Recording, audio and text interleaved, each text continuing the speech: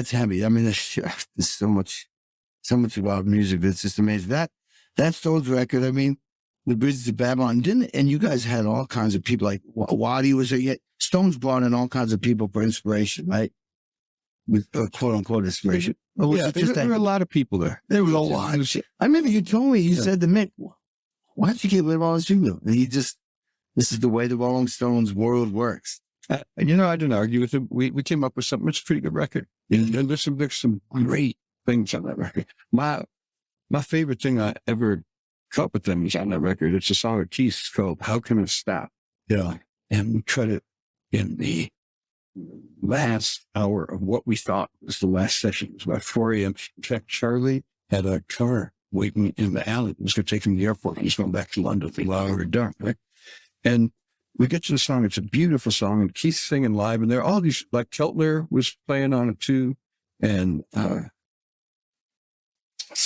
plays bass. But there was Danny. There's the guy who played with Tom Waits. Phone. Shit. And was the guy who played with Tom Waits, and he was playing the string bass. I was playing a Wurlitzer. Blondie Chaplin was playing grand piano. Ronnie was there, but it was all live. And we get to the end, and you can hear it on the record. We thought it was done, but Charlie knows it's the end of the thing, and he doesn't end the song. He goes into this big flourish, and all of a sudden it kind of turns into the beginning of Love Supreme, and Wayne Shorter's playing. So Wayne was out into this whole other thing that's an adjunct to the song, and it builds to this crazy climax. And I thought, while we're doing that, I thought, oh my God, this is the last song the Rolling Stones are ever going to cut. This is like the coda to this album. I just had a feeling like this is the way you end the whole thing. We were back recording a week later. Yeah, Washington. This chart from just 30 years ago. It's far from the coda. But it was a coda to that. Yeah. In terms of, it's the last thing you hear on the record. And that's my favorite thing. Wow. How can I stop? How can I stop once it starts? Well, you're the one, I think, you told me this. I think you said, like, hey, man, you told Mick, hey, man, right? You guys got to play together. You're the Stones. You're not a band if you don't play together. And then we ended up in the back room one day. It was 4 a.m, and everybody was there, and they were trying to figure out the headphone thing. And it was, thank you very much, because, there's Charlie right there. It is me. And I was doing this score. I had a score with a brush. Yeah, right. And what song was that? I can't remember the name of it, but I remember that. Now I can't remember if Mick was playing acoustic or whether it was Keith. It was Mick. It was Mick. Okay, so check this out. Mick comes up to me because it was like, Mick's playing acoustic. I'm playing this gourd with a brush, and Charlie's playing hi-hat. This was one of the most cool things I've ever heard a lead singer say to me about a drummer.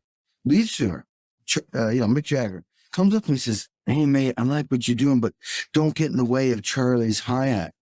And what that told me was, Mick is the lead singer, but he values every, especially Keith and Charlie, that's the sound of the Stones. Yeah. So he's got this big picture of everything we've been talking about. Yeah. And he was aware that, this is cool, but that's the Stones.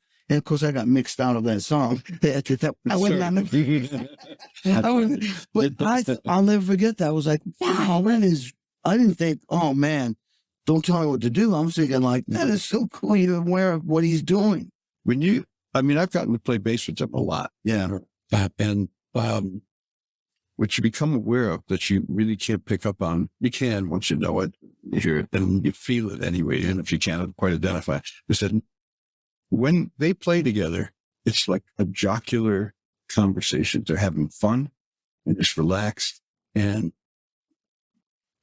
Keith will hear Charlie do something on the hi-hat, and will make him play something that'll make Mick sing a certain way, that'll make Charlie play something else on the hi-hat. And it's all this back and forth. It reminded me of, in the baseball game when right before the inning starts, they have like 3 or 4 balls out and they're all just like passing ball, just warming up their arms before the pitching. I forgot the name for that. And that's what the Stones do, but they like just lob a softball right at you so you can smack it out of there. And the interplay is what it's all about. The conversation that takes place is what makes the Stones great. And the best songs have that conversation. Even if you do overdubs, it's still that conversation is what makes them so. Yeah, and listen, amazing.